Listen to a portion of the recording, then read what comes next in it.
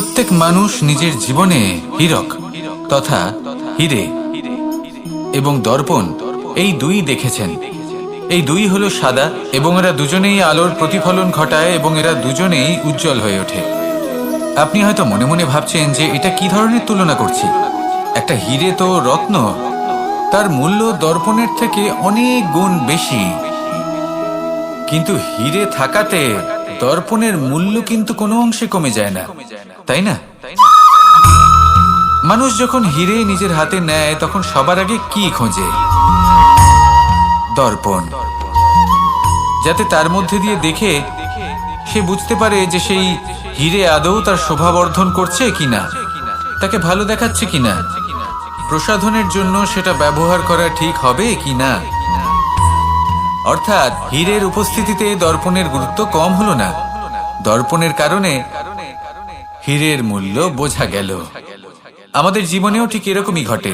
আপনারা যদি সংসারে নিজের আশেপাশে দেখেন, এমন অনেক মানুষ দেখতে পাবেন যারা নিজেদের ক্ষেত্রে মহান স্থানে পৌঁছেছেন, নিপুণ এবং শ্রেষ্ঠ হয়েছেন। আর তাদের মধ্যে আপনার নিজের মনে হয় যেন আপনি হলেন দর্পণ। নিজেকে ছোট মনে করবেন না। আপনার মূল্য কম হচ্ছে না, আপনার নিজস্ব মূল্য আছে। আর যদি আপনার অস্তিত্ব না থাকে তাহলে ওনাদের অস্তিত্বের মূল্য সংসার বুঝতেই পারবে না। জীবনে সবসময় চেষ্টা করবেন যাতে আপনি আরো বেশি শ্রেষ্ঠ হয়ে উঠতে পারেন। আপনি নিজে যে স্থানে আছেন সেটাকে ছোট মনে করবেন না, তারও নিজস্ব একটা মূল্য আছে। যদি আপনি হীরে হয়ে থাকেন তাহলে অহংকার করবেন না, যদি আপনি দর্পণ হয়ে থাকেন তাহলে নিজেকে ছোট মনে করবেন না। আসুন আর আমার সাথে ভালোবেসে বলুন, রাধা রাধা। মানুষ জন্মগ্রহণ করে, তার সাথে ভয়েরও জন্ম হয়। ছোটবেলা থেকেই আমাদের মনে কোনো না কোনো প্রকারের ভয় থেকেই যায়। কেউ এই বিষয়ে ভয় পায় যে তার কোনো বস্তু তার থেকে দূরে চলে যাবে, কেউ এই বিষয়ে ভয় পায় যে আমি নিজেকে হারিয়ে ফেলব, কেউ এই ভেবে ভয় পায় যে আমার প্রিয়জনেরা তারা যেন আমার থেকে দূরে না চলে যায়, কেউ এই ভেবে ভয় পায় যে আমরা যেন পথ না হারিয়ে ফেলি, আদি ইত্যাদি। কিন্তু সত্যি কথা বলতে ভেবে দেখুন, এই ভয় বাস্তবে কি? শুধুই একটা মনস্থিতি, আর কিছুই নয়। যা কিছু আপনি জীবনে পেয়েছেন তা একদিন আপনাকে হারাতে হবে। এই জীবন হলো আপনারই, কিন্তু তাও একদিন সমাপ্ত হবে। তাই ভয় পেয়ে কি লাভ? এই ভয় শুধু আপনাকে জীবন যাপন করা থেকে বাধা দিচ্ছে, আর কিচ্ছু নয়। পথ হারিয়ে ফেললেই বুঝতে পারবেন যে নতুন পথ কিভাবে বানাতে হয়। কিছু মানুষকে জীবন থেকে হারালে তবেই আপনি বুঝবেন যে আপনার আপনজনকে। এই ভয়ের কারণে ভীত হয়ে থাকবেন না। এই তারা নক্ষত্র অন্ধকারের অভাবে গুরুত্ব হারায়। শিবকেও মহাদেব হওয়ার জন্য বিষ পান করতে হয়েছিল। প্রত্যেক পরিস্থিতি, প্রত্যেক সাফল্য আপনার পরীক্ষা নেবে, তাতে উত্তীর্ণ হওয়া হলো আপনার কর্ম। যখনই আপনি ভয় পাবেন বা সংকটের সম্মুখীন হবেন, তখন সাহসের সাথে তার সম্মুখীন হন। মনে রাখবেন, যে সম্মুখীন হতে জানে সাফল্য তার সাথে সবসময় থাকে। আসুন আর আমার সাথে ভালোবেসে বলুন, রাধা রাধা। এই সংসারে সব থেকে বেশি কোমল বস্তু হলো রেশম।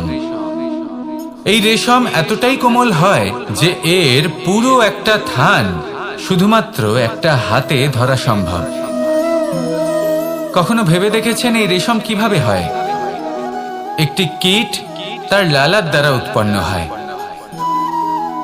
এই কীট সেই রেশমকে পাক দিতে থাকে, পাক দিতেই থাকে, আর আস্তে আস্তে তার মধ্যেই জড়িয়ে পড়ে।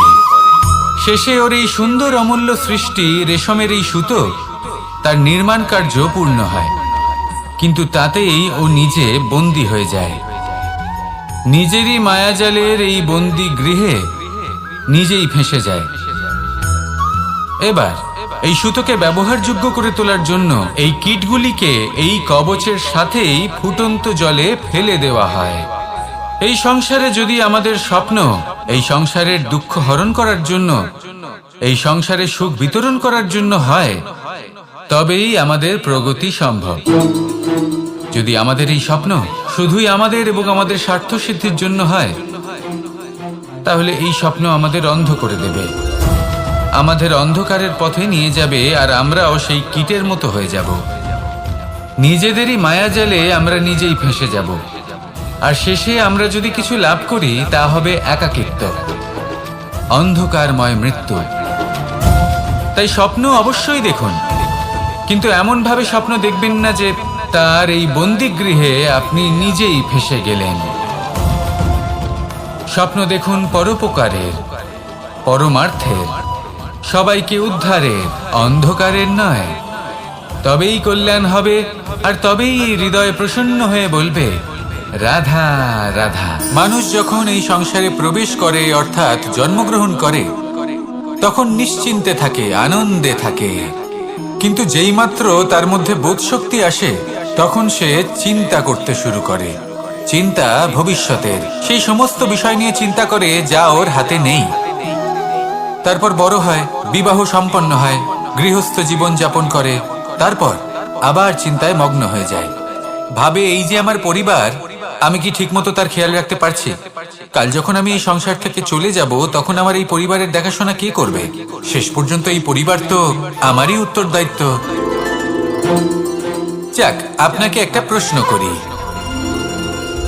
এই সংসারে আসার পূর্বে আপনি কি এই প্রশ্ন করেছিলেন, এটা ভেবেছিলেন যে আমাকে ছাড়া এই সংসার কিভাবে চলবে? করেননি, তাই তো? তাই আপনার এটা নিয়ে দুশ্চিন্তা করার প্রয়োজন নেই যে আপনি যখন এই সংসার ত্যাগ করে চলে যাবেন তখন কি হবে। আপনি যখন ছিলেন না তখনও এই সংসার চলছিল, আপনি যখন এই সংসার ত্যাগ করবেন তখনও এই সংসার চলতে থাকবে। যদি কোনো বিষয়ের প্রভাব থাকে তা হলো আপনার আজকের তথা বর্তমানের কর্ম, অর্থাৎ আজ আপনি কি করছেন, কার জন্য মঙ্গল করছেন, কাকে প্রেরণা দিচ্ছেন, কাকে সাহায্য করছেন, কোন উদাহরণ প্রস্তুত করছেন। আপনি এই সংসারে যে ছবি অঙ্কন করবেন, সংসার সেটাই মনে রাখবে।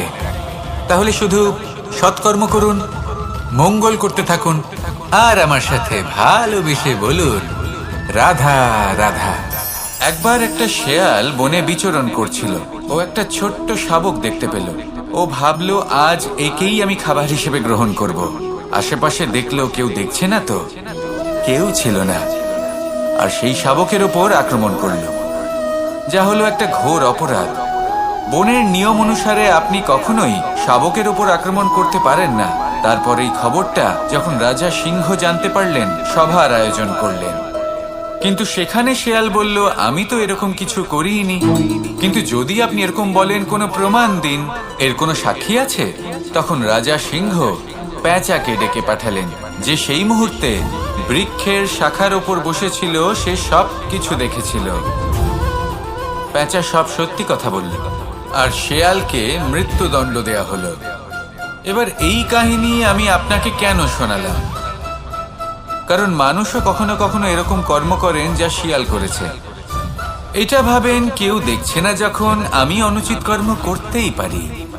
কিন্তু না, আপনি যাই করুন না কেন, কেউ না কেউ অবশ্যই তা দেখছে। কোনো ব্যক্তি না হলেও কোনো প্রাণী, না হলে কোনো যক্ষ বা দেব বা প্রেত। যদি এনারা কেউ না দেখেন, তাহলে ধরিত্রী মাতা দেখেন, যেখানে দাঁড়িয়ে আপনি সেই কর্ম করছেন, তাই না? তাই একটা কথা সবসময় মনে রাখবেন, কে দেখছেন কে দেখছেন না সেই বিষয়ে ভাবা ছেড়ে দিন। এটা খুব সহজ কথা। আপনি যদি উচিত কর্ম করেন, উচিত ফল পাবেন। যদি অনুচিত কর্ম করেন, তাহলে আপনি অনুচিত ফল অবশ্যই পাবেন। সেই জন্য উচিত পথে চলতে থাকুন, উচিত কর্ম করতে থাকুন, আর আমার সাথে ভালোবেসে বলুন রাধা রাধা। সুখ, দুঃখ এবং শক্তি, এই তিন হলো এই সংসারের ত্রিদেবের মতো। আমাদের জীবনে যা কিছু ঘটছে এই তিনটির ভিত্তির উপরেই হচ্ছে। আসলে এই সংসারের একটা নিয়ম আছে, যখনই আপনি কিছু লাভ করেন, এই সংসার আপনার পরীক্ষা নেয়। এটা জানার জন্য আপনার পরীক্ষা নেয় যে আপনি যা কিছুই লাভ করেছেন, আপনি কি আদৌ সেটার যোগ্য কিনা। ঠিক সেইভাবেই এই সুখ, দুঃখ এবং শক্তি আপনার পরীক্ষা নিয়ে থাকে। যখন সুখ আসে, তখন সে আপনার পরীক্ষা নেয় যে আপনার মধ্যে অহংবোধ জাগ্রত হয়নি তো। যদি অহংবোধ চলে আসে, তাহলে সুখ সেখানেই সঙ্গ ত্যাগ করে। দুঃখ আপনার ধৈর্যের পরীক্ষা নিতে থাকে, আর যদি আপনার মধ্যে ধৈর্য না থাকে তাহলে এটা আপনাকে আরো বেশি দুঃখের গভীর অন্ধকারে ঠেলে দেবে। সেখানে শক্তি পরীক্ষা নেয় আপনার বিনম্রতার। যদি আপনি বিনম্র না হন তাহলে হয় এই শক্তি আপনার সঙ্গ ত্যাগ করবে, নয় এই শক্তি বিনম্রতার অভাবে আপনার পতনের কারণ হতে পারে। এই সংসারে যে কোনো ব্যক্তি যিনি এই পরীক্ষায় উত্তীর্ণ হয়ে থাকেন, এই জীবনে তিনি সাফল্য লাভ করেন। আসুন আমার সাথে ভালোবেসে বলুন, রাধা রাধা। আমি মনুষ্যরূপে জন্ম নিয়েছি এবং সমস্ত কর্ম এই রূপেই করেছি, কিন্তু আশ্চর্যের বিষয় হলো যে আজও মানুষ আসেন এবং হাত জোড় করে প্রার্থনা করেন যেন আমি ওনাদের সহায়তা করি। আপনাদের একটা কথা বলতে চাই, আমি সকলকে সাহায্য করতে পারবো না, কিন্তু আমি শিক্ষা অবশ্যই দিতে পারবো, জ্ঞান প্রদান করতে পারবো, এমন কিছু জ্ঞান যার ভিত্তিতে মানুষ যা চাইবেন তাই লাভ করতে পারবেন যদি সঠিক কর্ম করতে থাকেন। যখন কংসের অসুররা গোকুলে ধ্বংসলীলা, আপনি অবশ্যই লাভ করবেন।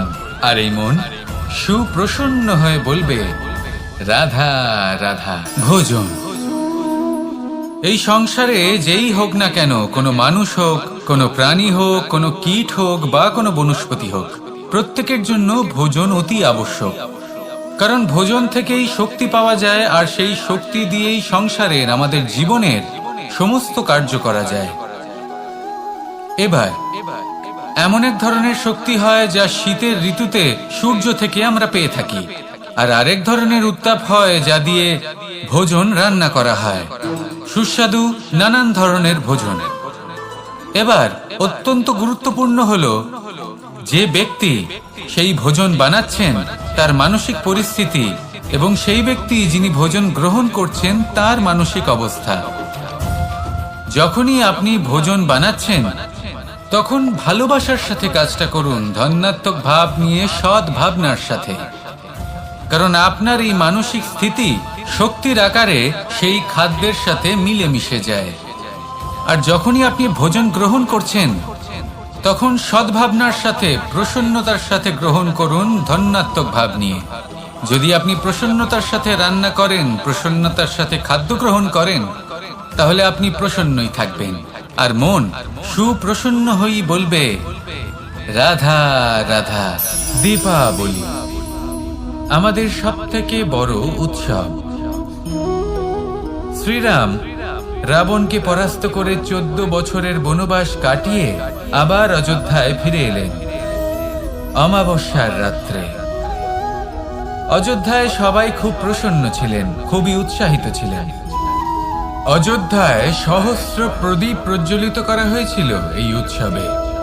একে আমরা দীপাবলি বলে থাকি। এবার এই বিষয়ে আমরা সকলে জানি। আপনি কি এটা জানেন যে শ্রীরাম বাস্তবে অমাবস্যার এক রাত আগেই অযোধ্যায় পৌঁছে গেছিলেন? সবার সামনে অমাবস্যার রাতে এসেছিলেন। এর কারণ কি? শ্রীরাম প্রমাণ করতে চেয়েছিলেন যে যে কোনো সময়, দিন হোক বা রাত, শুভ বা অশুভ হয় না।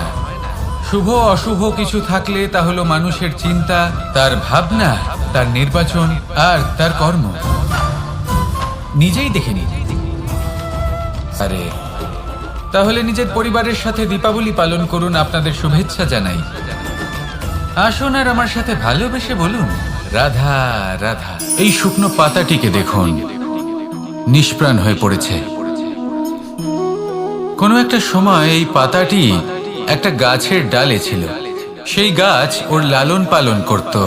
যখন যখন বাতাস বইত, এই পাতায় কম্পন দেখা দিত, মনকে প্রফুল্ল করে তুলত। কোনো একদিন এই পাতা গাছের ডাল থেকে ঝরে পড়ে গেল।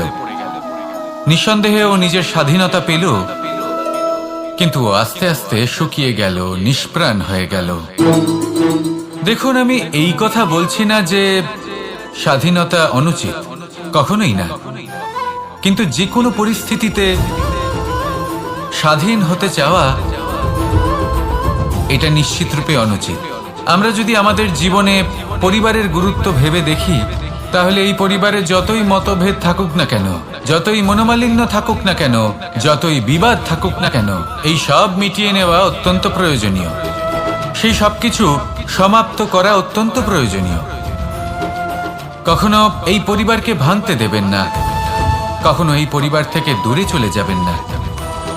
এই পরিবার হলো আমাদের জীবনের একটা অমূল্য সম্পদ, অমূল্য এক আশ্রয়, যা এই সংসারে হয়তো কোথাও আপনি পাবেন না। তাই একে আগলে রাখুন। ভেবে নিন আপনি পাতা আর আপনার পরিবার সেই গাছ। আসুন আমার সাথে ভালোবেসে বলুন, রাধা রাধা। আমরা যে মানুষকে চাই, যাকে আমরা ভালোবাসি, তাকে একটা উপহার অবশ্যই দিতে চাই। এমন এক উপহার যা ওনার ভালো লাগবে, যা শ্রেষ্ঠ হবে, অতি প্রিয় হবে, বহুমূল্য হবে, বা বলতে পারেন মূল্যবান হবে। তাই আমরা কি করি? আমরা বাজারে যাই, তার জন্য স্বর্ণ, আভূষণ, হিরে, মুক্ত এইসব নিয়ে আসি। কিন্তু এটাই কি সর্বশ্রেষ্ঠ উপহার? কখনোই নয়। সর্বশ্রেষ্ঠ উপহার হলো স্বাধীনতা, তাকে নিজের মনের মতো বাঁচার স্বাধীনতা। যদি আপনি কাউকে স্বাধীনতা না দিতে পারেন, তাহলে সে কোথাও না কোথাও বন্দী হয়ে যায়, তার বিকাশ কোথাও না কোথাও আটকে যায়। কিন্তু যদি আপনি কাউকে স্বাধীনতা দিতে পারেন, তাহলে আপনি দেখবেন ও সমস্ত সংসারকে, এই জীবনকে নিজের দৃষ্টিভঙ্গি দিয়ে দেখবে, বুঝবে যে কোনটা হলো রাধা। আপনার জীবনে আপনার প্রকৃত বন্ধু আসলে কে? আপনার সব থেকে শ্রেষ্ঠ মিত্র আসলে কে? তিনি যিনি সময় এলে পরে আপনাকে সাহায্য করেন, নাকি তিনি যিনি সময় এলে পরে আপনাকে অর্থ দেন? দেখুন, আমরা হলাম মানুষ, আমাদের জীবনে লেনদেন চলতেই থাকে, এটা আমাদের জীবনের অভিন্ন অংশ। কিন্তু অনেক সময় এমন হয় যে আমরা তাকেই নিজের প্রকৃত বন্ধু বলে মনে করি, যিনি আমাদের একটা বহুমূল্য উপহার দেন, ঠিক কিনা? এবার আপনার জীবনে সেই বহুমূল্য উপহার কোনটা? ওই অমূল্য মিত্র আসলে কে? সেই সিদ্ধান্ত হলো আপনার। কিন্তু যদি আপনি আমাকে জিজ্ঞেস করেন, তাহলে আমার মতে স্বর্ণ, হিরে, মুক্ত, ধন এগুলো বহুমূল্য নয়। বহুমূল্য হলো সঙ্গ, যখন আপনি একা হয়ে যাবেন, সময়, যখন আপনার তাকে প্রয়োজন হবে, সমর্পণ, যখন আপনার বিশ্বাসের প্রয়োজন পড়বে। যে মানুষ আপনার প্রতি এই 3 গুণ প্রদর্শন করেন, যিনি আপনার কঠিন সময়ে আপনাকে অবশ্যই সঙ্গ দেবেন, যখন আপনার প্রয়োজন পড়বে আপনাকে অবশ্যই সময় দেবেন, আপনার প্রতি সম্পূর্ণ সমর্পিত থাকবেন, সেই হলো আপনার আসল মিত্র, সেই হলো আপনার প্রকৃত বন্ধু। কারণ সত্যি বললে, বন্ধুত্বের অর্থই হলো নিজেকে সম্পূর্ণরূপে কারোর কাছে সমর্পণ করে দেওয়া। তাই আপনার সেই বন্ধুর জন্য নিজের প্রাণ উজাড় করে দিন, আর ভালোবেসে বলুন, রাধা রাধা।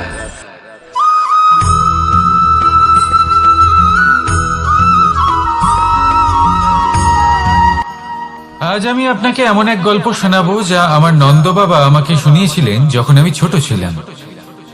কাহিনী একজন সাধু আর একজন বিছের। একবার এক সাধু নদীর পাড়ে স্নান করছিলেন। উনি দেখলেন যে জলের প্রবাহে একটা বিছে ভেসে যাচ্ছে। তার প্রাণ বাঁচানোর জন্য উনি তাকে তুলে নদীর পাড়ে রাখার চেষ্টা করলেন, কিন্তু যেই সেই বিছেকে উনি হাতে তুললেন, সেই বিছে ওনাকে কামড়ে দিল। সাধু আবার চেষ্টা করলেন, সেই বিছেকে হাতে নেওয়াতে সে আবার তাকে কামড়ে দিল। আরো একবার চেষ্টা করাতে ওনার শিষ্য ওনাকে জিজ্ঞেস করল, এ আপনি কি করছেন গুরুদেব? এসব কি হচ্ছে?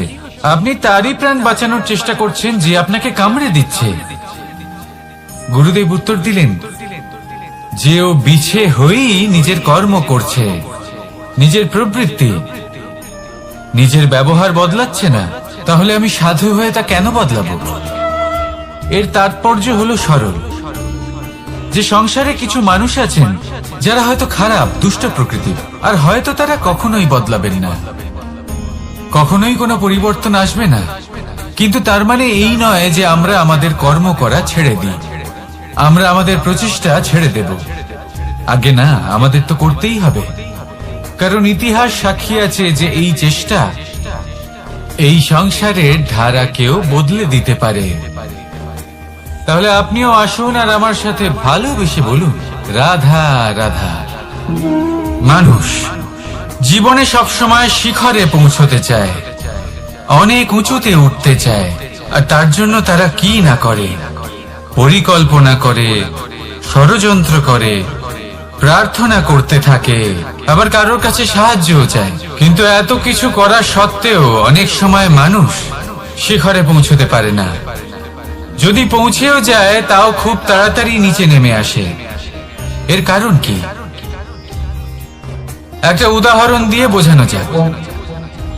এই হলো ময়ূর পেখম, আর এই হলো পাথর। যদি এই পেখমকে হাওয়ায় ছুঁড়ে দিই তবে ও উড়তে থাকে, কিন্তু এই পাথর অতি শীঘ্রই মাটিতে নেমে আসে। এর কারণ কি? ভার। এই পাথর হলো ভারী, আর এই শিক্ষাই আমাদের গ্রহণ করতে হবে।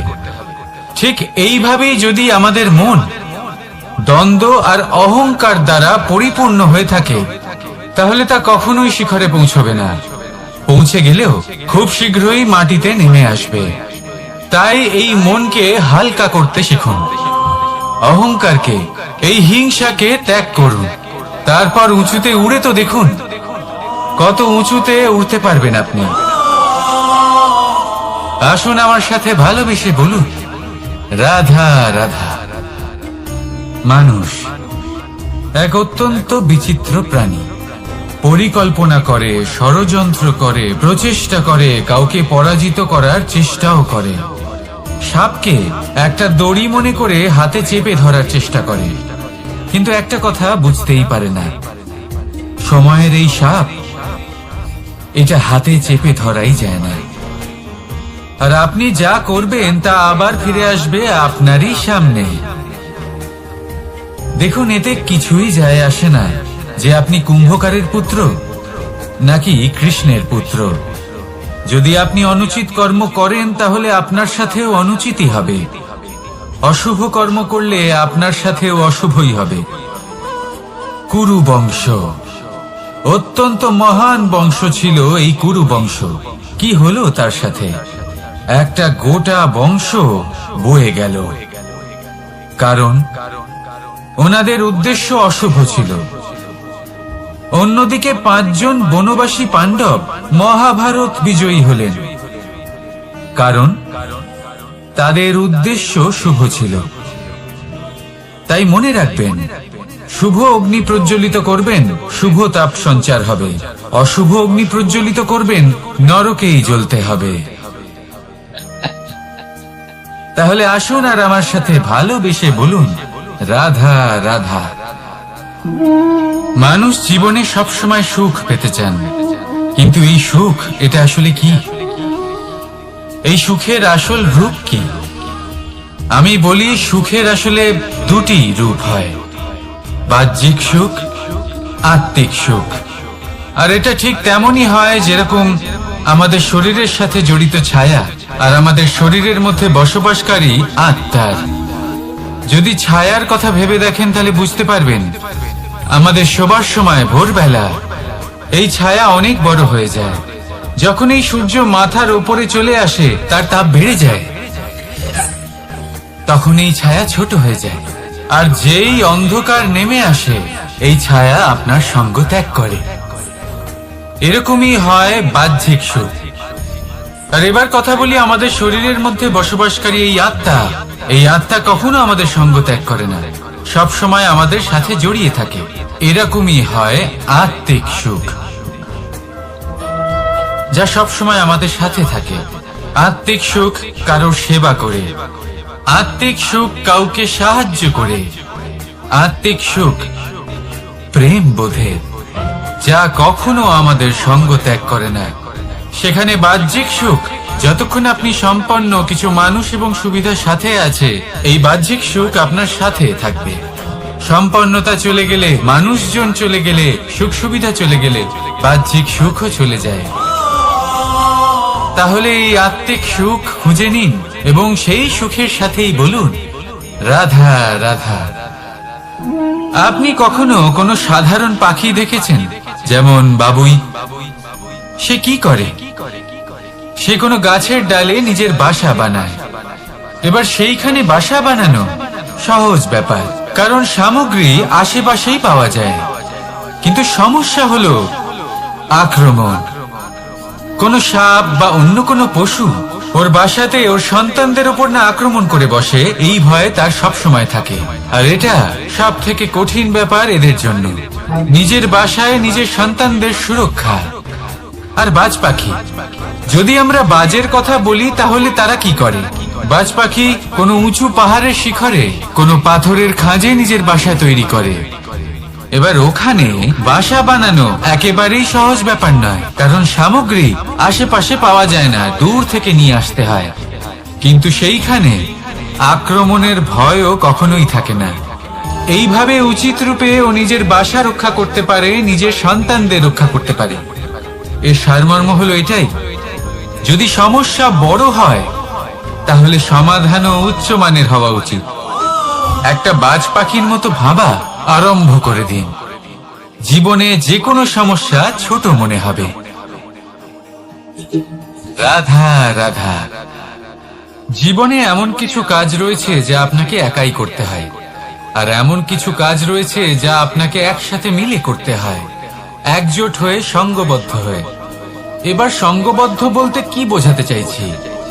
আমি তাদের কথা বলছি না যারা বাস্তবিকভাবে একে অপরের সাথে কাজ করেন। আমি তাদের কথা বলছি যারা একে অপরের থেকে দূরে থেকেও একে অপরকে বিশ্বাস করেন।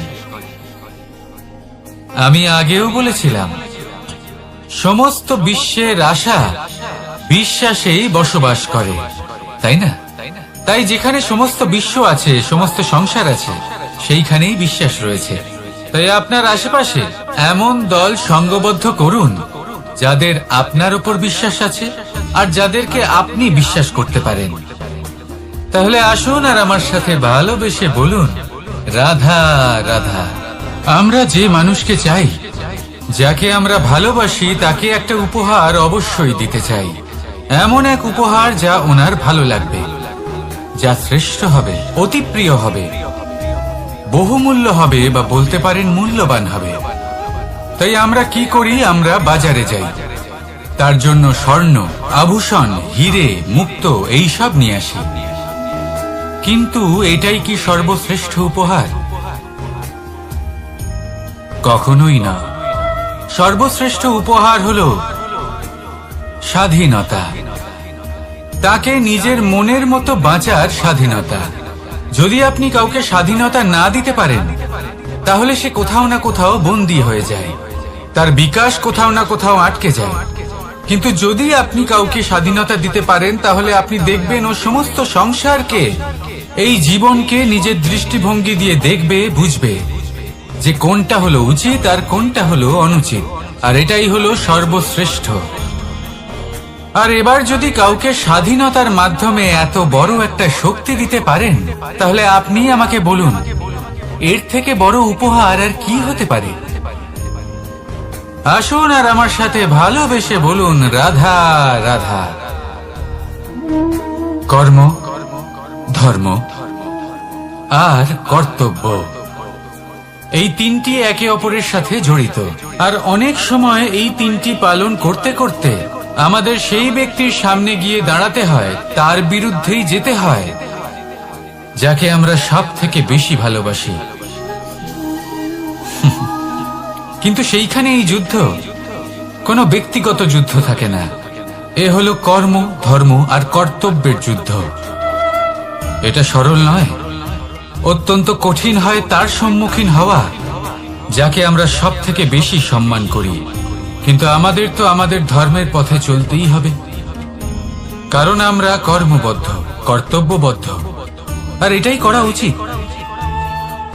শুধু এটুকু মনে রাখবেন, যদি আপনার উদ্দেশ্য শুভ হয়, আপনার ভাবনা শুভ হয়, আপনি যদি কর্ম, ধর্ম আর কর্তব্যের পথে অগ্রসর হন, তাহলে এই প্রক্রিয়াতে যদি আপনাকে আপনার আরাধ্যেরও সামনে দাঁড়াতে হয়, তাহলেও আপনার কোনো ক্ষতি হবে না। তাহলে আসুন আর আমার সাথে ভালোবেসে বলুন, রাধা রাধা।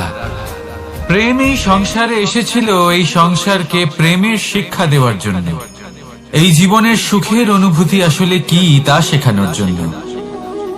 কিন্তু যদি সত্যি কথা বলি, তো আমি নিজেই প্রতিদিন প্রেমের নতুন নতুন স্বরূপ দেখতে পাই। প্রেমের একটা নতুন অনুভূতি প্রত্যেক নতুন দিনে। আর তার কারণ হলো এই প্রেম অনন্ত, এ হলো দৈব। প্রেম হলো এই সংসারের সব থেকে বড় ঢাল এবং সব থেকে বড় অস্ত্র।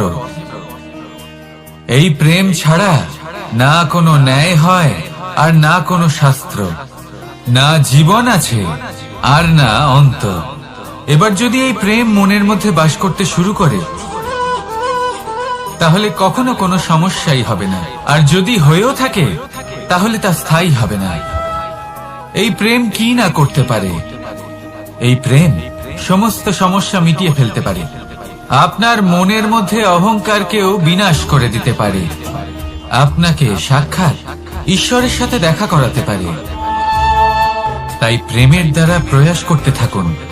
এই সংসারের প্রত্যেক মানুষকে, প্রত্যেক বস্তুকে, প্রত্যেক জীব জন্তুকে ভালোবাসবেন। আর এই প্রেমের দ্বারাই বলুন, রাধা রাধা। প্রশান্তি জড়িত নিদ্রা মানুষের জীবনের একটা অত্যন্ত গুরুত্বপূর্ণ সুখ এবং প্রয়োজনীয়তাও। দেখতে গেলে এই সংসারের প্রত্যেক পশু পাখি, প্রত্যেক জীব অবশ্যই নিদ্রা প্রাপ্ত করেন। কিন্তু মানুষ, যার মধ্যে বিচার বিবেচনা করার শক্তি অন্যদের থেকে অনেক বেশি, তার কিন্তু ঘুমের কিছু সমস্যা অবশ্যই হয়। কি বলেন? তাই তো। এবার এর কারণ কি? চিন্তা। এবার চিন্তা আমাদের সবার জীবনে আছে। আমরা সকলে জানি যে চিন্তা কখনো আমাদের সাহায্য করে না, তাও আমাদের জীবনে আছে। কেন? চিন্তার মাধ্যমে কি কখনো কোনো সমস্যার সমাধান হয়েছে? অর্থের চিন্তা করলে কি অর্থ লাভ হয়? ভবিষ্যতের চিন্তা করলে কি ভবিষ্যৎ ঠিক হয়ে যায়? স্বাস্থ্যের চিন্তা করলে কি স্বাস্থ্য নিজে থেকেই ঠিক হয়? হয় না। তাহলে এই সব কিছু থেকে আমাদের একটা ছোট্ট শিক্ষা অবশ্যই লাভ করা উচিত। আপনিও আপনার কাঁধ থেকে চিন্তার এই বোঝা নামিয়ে ফেলুন। আর ইচ্ছে, এই সব ইচ্ছে একত্রিত হয়ে আমাদের মনে চিন্তা উৎপন্ন করে। তাই এই চিন্তাগুলিকে ত্যাগ করুন। প্রকৃতির প্রেমের উপর বিশ্বাস রাখুন। মনে রাখবেন, যিনি চিন্তা মুক্ত হবেন তিনি চিতা মুক্ত হবেন। সুখের নিদ্রা প্রাপ্ত করুন। আর নিদ্রায় যাবার আগে আমার সাথে ভালোবেসে বলুন, রাধা রাধা। মহাদেব সেই দেবতা যিনি মহান, যাকে দেবতাদের দেবতা বলা হয়, যিনি হলেন আমার আরাধ্য। কখনো আপনার মনে এই প্রশ্ন এসেছে যে শিবকেই কেন মহাদেব বলা হয়, অন্য কোনো দেবতাকে কেন বলা হয় না? সেই কারণে, কারণ মহাদেবের মধ্যে, ওনার মধ্যে এমন এক বিশেষ গুণ রয়েছে যা অন্য কারণ নেই। তা হলো নিঃস্বার্থ হয়ে মানুষের সেবা করা। যদি প্রয়োজন পড়ে, যদি সৃষ্টির পথে বিনাশের কালো মেঘ ছেয়ে থাকে, তখন নিজের প্রাণের চিন্তা না করে হলাহল পান করার জন্য প্রস্তুত থাকেন মহাদেব। আর এই অদ্বিতীয় ত্যাগের জন্যই শিবকে মহাদেব বলে ডাকা হয়। এবার যদি কোনো মানুষও নিঃস্বার্থ ভাবনার দ্বারা নিজেকে অর্পণ করে দেয় এই জগতের কল্যাণের জন্য, মানুষের সেবার জন্য, তাহলে তিনিও মহাপুরুষ, মহামানব হতে পারেন। যদি কেউ অভুক্ত থাকেন, তাহলে নিজের থালা থেকে অর্ধেক খাবার তাকে দিয়ে দিন। যদি কেউ অসুস্থ হন, তাহলে তাকে সেবা করার, চিকিৎসা করার চেষ্টা করুন। এই জীবন শুধু নিজের জন্য নয়, অন্যদের প্রতি, সমস্ত সংসারের প্রতি উৎসর্গ করুন। যদি এইসব মানুষ শিখে যান, তাহলে তিনি মহাদেবের পথে অগ্রসর হতে পারেন। যদি মানুষ নিঃস্বার্থ ভাবনার দ্বারা এই সংসারের সেবা করতে শিখে যান, তাহলে তিনি নিশ্চিত রূপে মহামানব অবশ্যই হতে পারবেন। আসুন আমার সাথে ভালোবেসে বলুন, রাধা রাধা। স্বর্ণ, হিরে, মুক্ত, মানিক, এই সবকিছুকে আগে পাথর বলা হতো, তাহলে এমন কি হলো যে এদের রত্ন বলা হয়? আর রত্ন তা বাস্তবে আসলে কি? এটা হলো সেই পাথর যাকে আগে আগুনের তাপ সহ্য করতে হয়েছে, পরখ করা হয়েছে, যাচাই করা হয়েছে, এদের কাটার চেষ্টা করা হয়েছে, কিন্তু তারা কখনোই নষ্ট হয়নি, বরং তারা আরো উদ্ভাসিত হয়েছে, আরো উজ্জ্বল হয়েছে, এই সংসারে আরো প্রকাশ ছড়িয়ে দিয়েছে। সেই জন্য এরা হলো এত অমূল্য, সেই জন্য এরা হলো বহুমূল্য, সেই জন্য এদের রত্ন বলা হয়। এবার মানুষের কাছেও এই নির্বাচনের অধিকার রয়েছে যে আমরা শুধু পাথর হয়ে থাকব নাকি রত্ন হয়ে থাকব। কিভাবে? আমাদের জীবনেও অনেক সমস্যা রয়েছে, বাধা আছে, বিপত্তি আছে। আমরা সেই বাধার তাপে উত্তপ্ত হই, এই সমস্যা আমাদের কাটার চেষ্টা করে। অনেক মানুষ বিভিন্ন পরিস্থিতি আমাদের ভাঙার চেষ্টা করে, কিন্তু আমাদের নষ্ট হলে চলবে না। যেভাবে এই রত্ন সমস্যার সম্মুখীন হয়ে পাথর থেকে রত্ন হয়েছে, সেইভাবেই আমাদেরও আমাদের সমস্যার সম্মুখীন হয়ে রত্ন হয়ে উঠতে হবে, এই সংসারে প্রকাশের স্রোত হয়ে উঠতে হবে। তাহলে এটাই করুন আর আমার সাথে ভালোবেসে বলুন, রাধা রাধা। সংসারে সব থেকে বড় শক্তি আসলে কি? কেউ বলবেন শারীরিক শক্তি, কেউ বলবেন অস্ত্রের শক্তি, কেউ বলবেন জ্ঞানের শক্তি। ঠিক আছে, কিন্তু যদি আমি বলি সংসারের সব থেকে বড় শক্তি হলো শক্তি কোনো এক তথ্যের, আগে হ্যাঁ, তথ্য। এই তথ্য নিজেই কিন্তু খুব শক্তিশালী, অত্যন্ত শক্তিশালী অস্ত্র হলো এই তথ্য। আর সত্যি বলতে অনুচিত তথ্যের থেকে অনেক বেশি ঘাতক হলো অসম্পূর্ণ তথ্য। যেরকম আজ শাম্ব রুক্মির সাথে করেছে, ওকে অসম্পূর্ণ তথ্য দিয়েছে, তার ফলে বিনাশ হলো। যদি এইভাবেই আপনার কাছেও কোনো অসম্পূর্ণ তথ্য আসে, আর যদি আপনি তা পরখ না করে দেখেন, যাচাই না করে দেখেন, আর নিজের কর্ম করেন, তাহলে উত্থানের বদলে আপনি পতনের সম্মুখীন হবেন, বিকাশের বদলে আপনার বিনাশ হয়ে যাবে। মনে রাখবেন একটা অত্যন্ত গুরুত্বপূর্ণ কথা, সঠিক তথ্য পাওয়া সঠিক তথ্য দেওয়ার থেকে অনেক বেশি গুরুত্বপূর্ণ। আশা করি এই কথা আপনি বুঝেছেন। জীবনে যখনই কোনো তথ্য আপনি পাবেন, সেই বিষয়ে ভেবে দেখুন, পরখ করে দেখুন, যাচাই করুন, তারপর নিজের কর্ম করুন। আমার সাথে ভালোবেসে বলুন, রাধা রাধা। ধর্ম এবং প্রেম, এই দুই হলো একই মুদ্রার দুই পিঠ। যদি এদের মধ্যে কোনোটা নষ্ট হয়ে যায়, তাহলে দ্বিতীয়টাও থাকে না। কখনো ভেবেছেন এমন কেন হয়? তার জন্য আগে আপনাকে বুঝতে হবে যে ধর্ম আসলে কি। ধর্ম সেটাই যা এই সংসারের প্রত্যেক মানুষকে একে অপরের সাথে সুখ এবং শান্তিতে থাকতে প্রেরণা যোগায়। এই প্রেরণার আধার হলো প্রেম। প্রেম সেটাই যা আপনার মধ্যে অন্য কারোর প্রতি করুণাবোধ জাগিয়ে তোলে, সম্মান জাগিয়ে তোলে।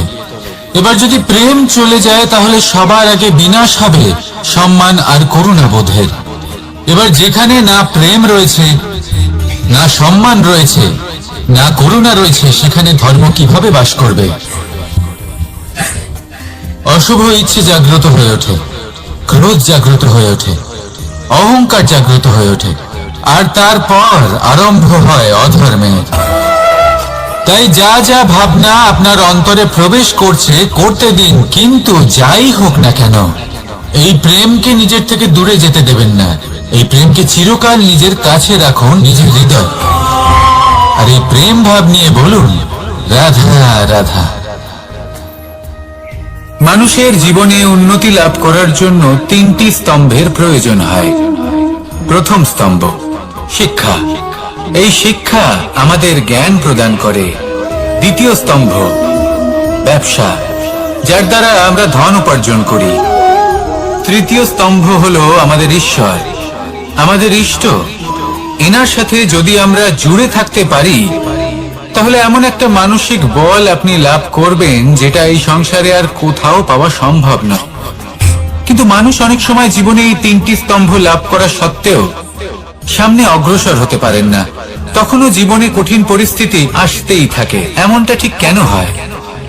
কারণ সে জীবনে এই তিনটি স্তম্ভ লাভ করে নেয়, জীবনে প্রয়োগও করে, কিন্তু তার ভিতের কথা সে ভুলেই যায়। যেমন প্রথম স্তম্ভ অর্থাৎ শিক্ষা। এই শিক্ষার আধার হলো শুভ চেতনা। যদি অন্তরে শুভ চেতনা না থাকে তাহলে এই শিক্ষার কোনো গুরুত্ব থাকে না। দ্বিতীয় স্তম্ভ ব্যবসা। পরিশ্রম করে উপার্জন করতে হবে, এই কথাটা আমরা সবাই জানি এবং সবাই চেষ্টাও করি। কিন্তু ব্যবসা করতে করতে আমরা এটা ভুলে যাই আমাদের ব্যবহার কেমন হয়ে পড়েছে।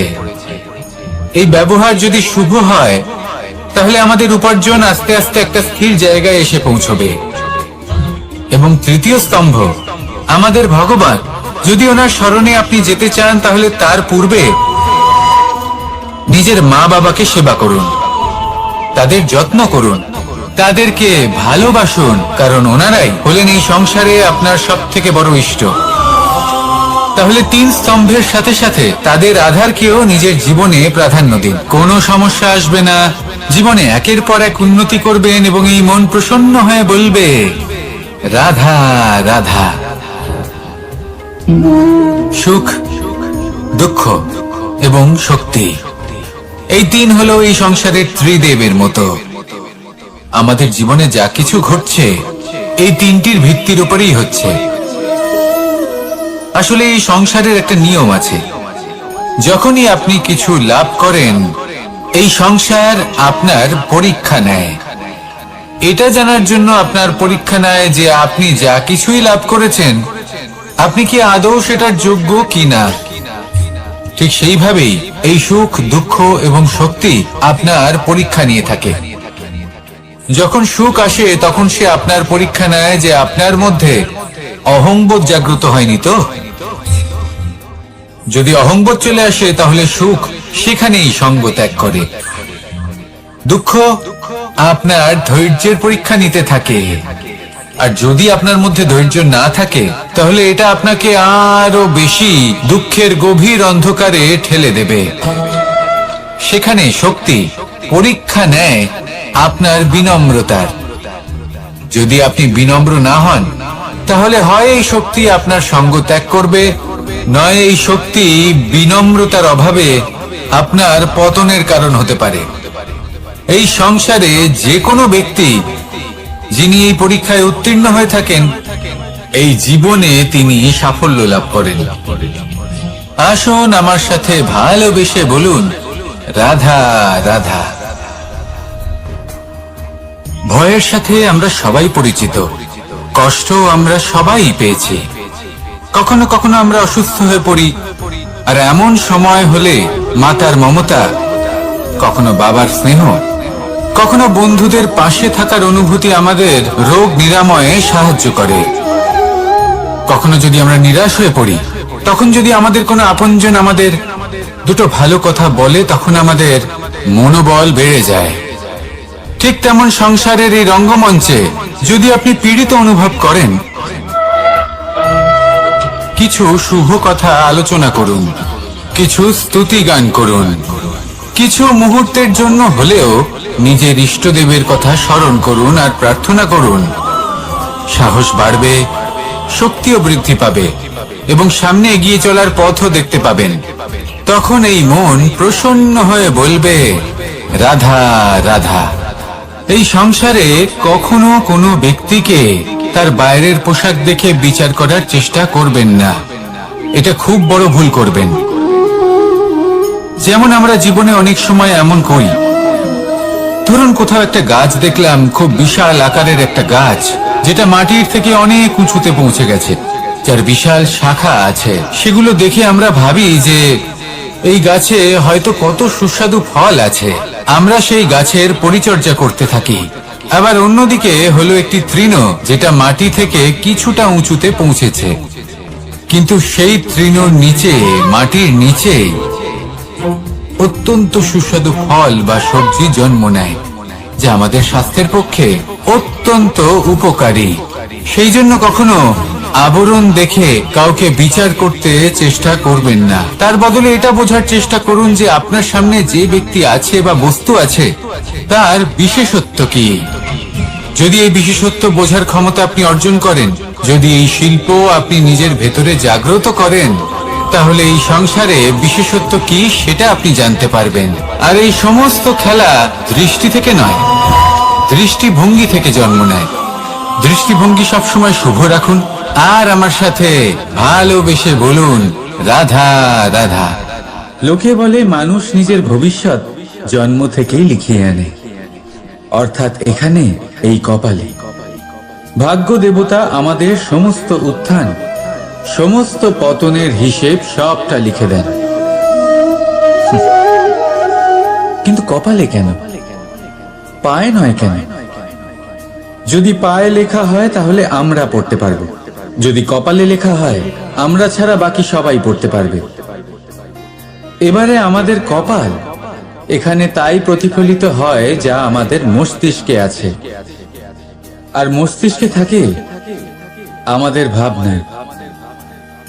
তাই এই ভাবনার ধনাত্মক হওয়া অত্যন্ত জরুরি। এতে বিকাশের জন্য স্থান রাখুন, এতে সবাইকে একসাথে নিয়ে চলার ভাবনা রাখুন। আর বিশ্বাস করুন, আপনার মস্তিষ্কের এই ভাবনা সাফল্য রূপে আপনার কপালে অবশ্যই লিখিত হবে, কারণ আপনার ভাবনাই সত্য হয়ে আপনার জীবনে আসে। রাধা রাধা। সময় বড়ই অদ্ভুত, এই সময়, তাই না? দেখতে গেলে এটা একটা অনুভূতি, একটা সংখ্যা, একটা বিষয়। এবারে দেখুন না, সূর্যোদয় সকলের একসাথেই হয়, তাই তো? কারোর আগে কারোর পরে এমন তো হয় না, সবার একসাথেই হয়। আবার সূর্যাস্ত সকলের একসাথেই হয়। এবারে ভাবুন, এই সময় প্রত্যেকের জন্য আলাদা আলাদা। কারোর জন্য এই সময় ভালো, আবার কারোর জন্য এই সময়ই খারাপ। এক্ষুনি এই মুহূর্তে কারোর মুখে সফলতার আলো রয়েছে, আবার কারোর মুখে অসফলতার নিরাশা। এটা কেন? কেন এই সময় কারোর জন্য শ্রেষ্ঠ, আবার কেন তা কাউকে নিরাশ করে? এটার উত্তর হলো আপনার চিন্তা, আপনার কর্ম। যেমন আপনার চিন্তাধারা তেমন আপনার কর্ম, আর তেমনই হবে আপনার এই সময়। আপনি জীবনে সুখ তখনই পাবেন যখন আপনি কারোর মুখে আশার আলো এনে দেবেন। আপনি আনন্দ তখনই পাবেন যখন আপনি কাউকে খুশি করবেন।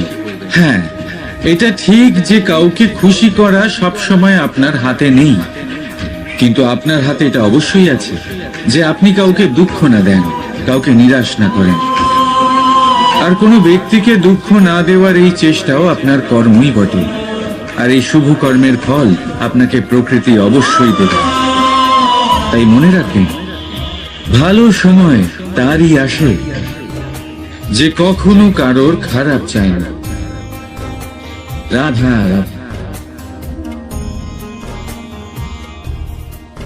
লোকে আমাকে সবসময় জিজ্ঞেস করে যে কানাই, এখন তুমি বড় হয়ে গেছো, এই বাচ্চাদের সাথে থেকে তুমি সবসময় দুষ্টুমি করো কেন?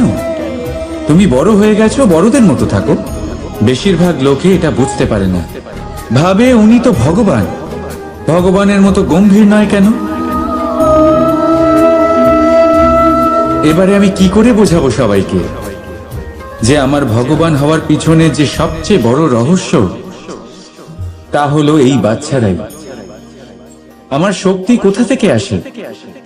সমস্ত সমস্যার সমাধান করার শক্তি এই বাচ্চাদের থেকেই তো আসে। জীবনে বাঁচার শক্তি, সংসারকে প্রেম শেখাবার শক্তি এই বাচ্চাদের থেকেই আসে। কারণ বাচ্চাদের থেকে বড় কোনো ভগবান হয় না। এবারে দেখুন না, পুরাণ আর বেদের কোনো জ্ঞান নেই ওদের, কিন্তু খুব ভালোভাবেই জানে যে একজন উদাস ব্যক্তির মন কি করে ভোলানো যায়, কি করে তাকে আনন্দ দেওয়া যায়। আর এই এক বিশাল ব্যাপার, কোনো ন্যায় কোনো নীতির জ্ঞান নেই ওদের। কোনো ভেদাভেদ করতে জানে না, কিন্তু এটা অবশ্যই জানে একজন একা অজানা ব্যক্তিকে নিজের দলের সদস্য কি করে বানাতে হয়, কি করে তাকে আপন করতে হয়। আর এক বড় ব্যাপার, এই বাচ্চাদের থেকে অনেক কিছু শেখার আছে। তাই আপনারাও নিজেদের জীবনে গম্ভীর হওয়ার চেষ্টা কখনোই করবেন না। আর যদি করেন তাহলে এই সংসার খুবই নীরস লাগবে আপনার। আপনিও বাচ্চাদের মতো নিষ্পাপ থাকুন আর নিজেকে আনন্দে রাখুন। লাভ আর ক্ষতির ঊর্ধ্বে গিয়ে সম্পর্ককে দেখুন। জ্ঞান অর্জন করার পরিবর্তে ভালোবেসে সম্পর্ক পালন করুন। আপনি নিজেই বুঝে যাবেন যে এই সংসার কতটা সুন্দর। রাধা রাধা। মানুষ জন্ম নেয়, আর জন্ম নিলেই তার জীবনযাত্রা শুরু হয়ে যায়। তারপর সে পরিশ্রম করে, লড়াই করে, আর সে তার ফল অবশ্যই পায়। সেই নিজের জীবনযাত্রা নিজেই সাজায়। তার জীবনে ভয় ততক্ষণ প্রবেশ করে না যতক্ষণ না সে জীবনে কিছু অর্জন করে। একবার সে কিছু পেয়ে গেলে তারপরে সেটা হারিয়ে যাওয়ার ভয় মনের মধ্যে জন্ম নেয়। তারপর সে ভাগ্য, জ্যোতিষ, ভবিষ্যৎ এইসব দেখতে ব্যস্ত হয়ে পড়ে। আমি আপনাকে একটা প্রশ্ন করছি, আপনি যখন এই সংসারে এসেছিলেন কি নিয়ে এসেছিলেন যে আপনি হারাবেন? কিছুই না। আপনার বশে আপনার জীবনের সেই মুহূর্তই আছে যা আপনার হাতে আছে, অন্য কিছুই নয়। আপনার হাতে আছে আপনার কর্ম। যে জীবনে দুর্ভাগ্যে হতাশ হয় না, যে অসফলতার জন্য ভেঙে পড়ে না, সেই এই জীবনে বিজয়ী হয়। বলুন, যখন আপনার জীবনে কিছুই ছিল না কি করেছিলেন? পরিশ্রম করেছিলেন, লড়াই করেছিলেন, আর সেই সব কিছু পেয়েছেন যা পেতে চেয়েছিলেন। তাহলে আজ সব পাওয়ার পর ভয় কিসের? সেই সব জিনিস কি আপনাকে পরিশ্রম করার থেকে আটকায়? না। সেই জন্য নিজের হাতের রেখায় কখনো নিজের পথ খুঁজবেন না, কারণ এই সংসারে যাদের হাতই নেই তারাও নিশ্চিতভাবে তাদের নিজের পথ নিজেই বানিয়ে নেয়। তাহলে আপনার কি নিয়ে চিন্তা? রাধা রাধা।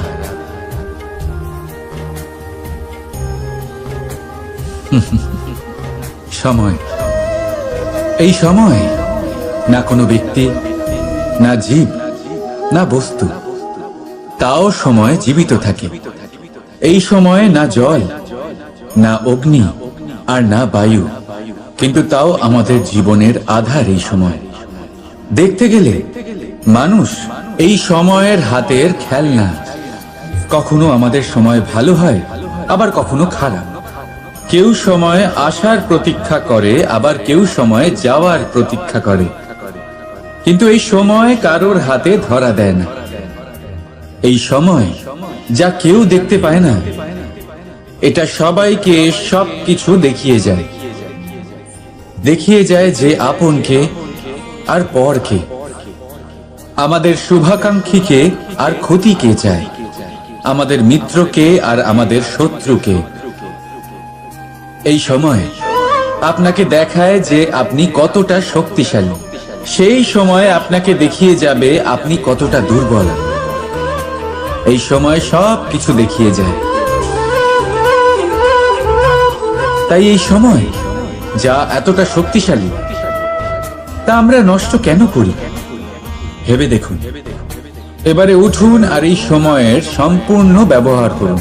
এই সময়ের সদ্ব্যবহার করুন, কারণ এই সময়কে ব্যবহার করাটাই আপনার হাতে রয়েছে, আর কিচ্ছু না।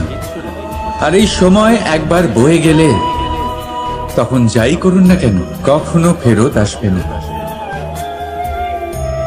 সময়ের সদ্ব্যবহার করুন আর সবার মধ্যে আনন্দ ছড়ান।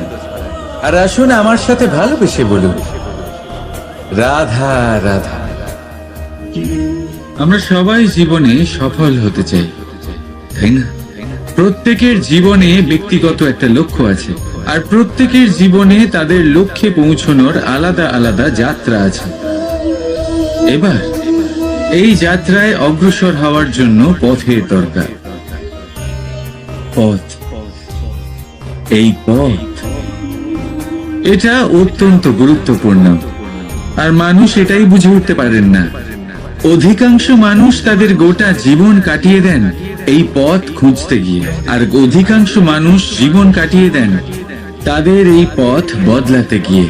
কিন্তু এভাবে সাফল্য অর্জন করা যায় না। এবারে আপনারা জিজ্ঞেস করবেন কি করে সাফল্য লাভ করবেন। এই সফলতা তিনি অর্জন করেন যে তার পথ নিজেই তৈরি করে।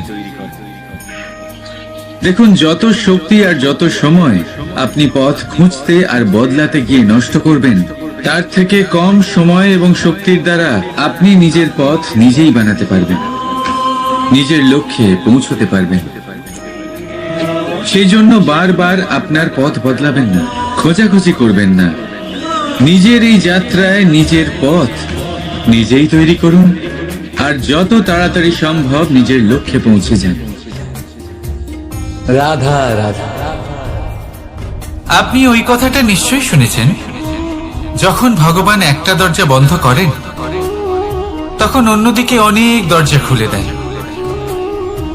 এবার এই দরজা, এই সমস্ত পথ আমরা দেখতে পাই না, অনেক সময় আমরা বুঝতে পারি না, হারিয়ে যায় সব। কখনো কখনো মনে হয় যে এই কথাটাই মিথ্যে, কিন্তু আসলে তা তো নয়। তাহলে হারিয়ে যায় কেন? কারণ আমরা সময় নষ্ট করি এই দরজার দিকে তাকিয়ে থেকে, ভাবি এই বুঝি দরজা খুলবে, এবার দরজা খুলবে। অপেক্ষা করতে করতে আমরা অনেক সময় নষ্ট করে ফেলি। এত সময় নষ্ট করি যে আমরা দেখতে পাই না, খুঁজে পাই না সেই সমস্ত দরজা আর পথ যা আমাদের জন্য খোলা রয়েছে। যদি খুঁজেই না পাই তাহলে তা ব্যবহার করব কি করে? মনে রাখুন, ভগবান সব সময় আমাদের সাথে রয়েছেন, আমাদের সাহায্য করছেন। এই পথ সব সময় আছে, সর্বত্র আছে। দরকার রয়েছে শুধুমাত্র দৃষ্টির, দৃষ্টিভঙ্গি এবং ভাবনা। এই দৃষ্টিকে বিস্তৃত করুন, এই দৃষ্টিভঙ্গিকে ধনাত্মক করে তুলুন, আর এই ভাবনা এর সীমা একটু বাড়িয়ে তুলুন। তারপর দেখবেন সব খুঁজে পাবেন। আসলে কি, এই যে ঈশ্বর, এই যে পরমাত্মা, তা আমাদের সাথে রয়েছে, আমাদের মনের মধ্যে রয়েছে। যিনি তাকে মন থেকে চাইবেন তিনি তাকে মনের মধ্যে অবশ্যই খুঁজে পাবেন। যদি উনি মন থেকে চান পথ খুঁজে পেতে, তাহলে তিনি অবশ্যই পথ খুঁজে পাবেন। তাহলে আসুন আমার সাথে ভালোবেসে বলুন, রাধা রাধা। ধর্ম, আমরা সকলে ধর্মের বিষয়ে কথা বলি, কখনো নিজের ধর্মের বিষয়, আর কখনো অন্যের ধর্মের বিষয়। কখনো আমরা অধর্ম দেখলে সেই বিষয়ে কথা বলি। অনেক রকম আলোচনা হয়, কিন্তু এই ধর্ম আসলে কি, সেটা কি কেউ বোঝে? যদি আমি আপনাকে উত্তর দিই, এই উত্তর সরল। ধর্ম হলো তাই যা মানুষকে অন্য মানুষের সাথে, সমস্ত বিশ্ব সংসারের সাথে আনন্দ সহকারে বাঁচতে শেখায়। সেই জন্য আপনি যদি কখনো কোনো ধর্মীয় স্থানে যান, সেই ধর্মীয় স্থানে গিয়ে আপনার শান্তির অনুভূতি হয়, তাই না? কিন্তু দেখুন, ধর্মের জ্ঞান থাকলেই সেই মানুষ ধর্মের পথে চলতে পারবে এমন কোনো কথা নেই। অনেক সময় সম্পর্কে যখন সংঘর্ষ বেড়ে যায়, তখন ইচ্ছের জন্ম হয়, ক্রোধের জন্ম হয়, অহংকারের জন্ম হয়, আর তারপর বিনাশ হয়ে যায় এই ধর্মে। সেই জন্য দ্বিতীয় সব থেকে গুরুত্বপূর্ণ গুণ যা আমার সারথীর মধ্যে থাকা উচিত, তা হলো ধর্মবীর হওয়া। এবার দেখতে হবে সেটা এই যে কে হবে সেই ব্যক্তি যিনি এই স্বয়ম্বরে নিজের ধর্মে অটল থাকবেন। কারণ সেই ব্যক্তি এই সংসার থেকে সরে এসে ধর্মের পুনঃস্থাপনের এই মহাকার্যে আমার সারথি হতে পারবেন। তাহলে আসুন আমার সাথে ভালোবেসে বলুন, রাধা রাধা। কর্ম, ধর্ম, জ্ঞান, এই 3 স্তরে অনেক মানুষ পৌঁছতে পারেন। অনেকে এই পরীক্ষা দিয়ে তাতে উত্তীর্ণ হয়ে যেতে পারেন, কিন্তু শিখরে পৌঁছে শাসন তিনিই করতে পারেন যার কাছে এই চতুর্থ গুণটিও থাকে, সমর্পণ। অত্যন্ত গুরুত্বপূর্ণ একটা গুণ এটা। এই সমর্পণ আসলে অত্যন্ত গুরুত্বপূর্ণ। পূর্ণ সমর্পণ দরকার নিজের লক্ষ্যের প্রতি, সমর্পণ নিজের কর্তব্যের প্রতি, সমর্পণ নিজের আত্মার থেকে নির্গত স্বরের প্রতি, সমর্পণ নিজের রথির প্রতি, অর্থাৎ আমার প্রতি। এবার এই পরীক্ষায় অত্যন্ত কঠিন এক বাঁক আসতে চলেছে, যেখানে সারথীকে সমর্পণের নিরিখে পরীক্ষা করা হবে, আর তাতে উত্তীর্ণ হওয়ার পরেই তার হাতে ধর্ম স্থাপনের রথের রাশ তুলে দেওয়া হবে। দেখা যাক কি হয়। ততক্ষণ আপনি প্রসন্ন থাকুন আর আমার সাথে ভালোবেসে বলুন, রাধা রাধা। যখন একজন ভক্ত এবং তার ভগবান এক আকার ধারণ করেন, যখন একজন ভক্ত নিজের ভগবানের প্রতি, নিজের জীবনের লক্ষ্যের প্রতি সম্পূর্ণরূপে সমর্পিত হয়ে যান, তখন জন্মগ্রহণ করে ভক্তি। আর তখন সংসারের সমস্ত আশা তিনি ত্যাগ করতে পারেন। সমস্ত আশা শেষ হতে পারে, কিন্তু মানুষের সঙ্গ ভক্তি কখনো ত্যাগ করে না। যখন ভক্ত ও ভগবান এক আকার ধারণ করেন, এক হয়ে যান, তখন রথী এবং সারথীর মধ্যে কোনো পার্থক্য থাকে না। তারাও এক হয়ে যান। একটাই ব্যক্তিত্ব, একটাই অস্তিত্ব। আর সেই জন্যই কখনো কখনো রথীর আদেশ ছাড়াই সারথী রথ চালিয়ে দেন, আবার কখনো সারথীর পরামর্শ ছাড়াই রথী আক্রমণ করে ফেলেন। এ তো শুধুমাত্র আরো একটা গুণ সেই সারথীর মধ্যে, যিনি ধর্ম স্থাপনার মহান কাজে আমার সারথী হতে চলেছেন। তাহলে আসুন আমার সাথে ভালোবেসে বলুন, রাধা রাধা। ভাগ করে নেওয়া বা বন্টন করা প্রত্যেক মানুষের জীবনে অবশ্যই হয়ে থাকে, আর অনেক সময় এটা জীবনে অতি আবশ্যক হয়ে পড়ে। কিন্তু ভাগ করার মনোকামনা তার থেকেও বেশি গুরুত্বপূর্ণ হলো যে কোন ঘটনার আধারে এই বাটোয়ারা হলো। অনেক সময় এই বাটোয়ারা হলো শান্তির প্রতীক, আবার অনেক সময় এই বাটোয়ারা বিপ্লব ঘটাতে পারে, এমন এক বিপ্লব যা মহাযুদ্ধ ঘটিয়ে দিতে পারে। দেখুন, বাটোয়ারা সম্পত্তির হোক বা হোক ভিক্ষার, শিক্ষা কিন্তু একটাই। জীবনে অনেক সময় বাটোয়ারা দরকার হতে পারে, কিন্তু যতদূর সম্ভব তা এড়িয়ে চলুন, একসাথে মিলে এগিয়ে চলুন। কারণ দেখুন, এই যে বাটোয়ারা ভাগ করে দেয়, আর সেখানেই একতা আপনাকে অগ্রসর করে। তাহলে আপনিও এটাই করুন, একসাথে মিলে সামনে এগোন, আর আমার সাথে ভালোবেসে বলুন, রাধা রাধা। আত্মীয় স্বজন কারা হন? তারাই যারা সুখে দুঃখে পাশে থাকেন, তারা যারা বিপদের সময় আপনার পাশে এসে দাঁড়ান। এবার দেখুন, একটা প্রশ্ন করব আপনাদের, সব থেকে ঘনিষ্ঠ, আবশ্যক এবং গুরুত্বপূর্ণ আত্মীয় কারা, বিশেষ করে বিপদের সময়? কেউ বলবেন মাতা, কেউ বলবেন পিতা, কেউ বলবেন ভাই বোন, ইত্যাদি ইত্যাদি। এবার ভাবুন, আপনি বড় হয়ে গেছেন, আপনি বাড়ি থেকে দূরে চলে গেছেন, পেট ভরানোর জন্য আপনাকে প্রত্যেক দিন চেষ্টা করতে হয়। এমন সময় যদি আপনার জীবনে বিপদ এসে পড়ে, তাহলে কখন আপনার খবর ওনাদের কাছে পৌঁছবে? কতক্ষণে ওনারা সাহায্য করতে আসতে পারবেন?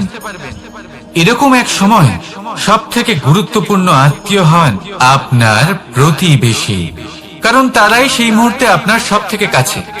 আপনি কখনো পরীক্ষা করে দেখবেন, আপনার তার সাথে লক্ষ্য মতভেদ থাকলেও প্রতিবেশীকে কষ্টের মধ্যে দেখে সবার আগে সাহায্য করতে তারাই এগিয়ে আসেন।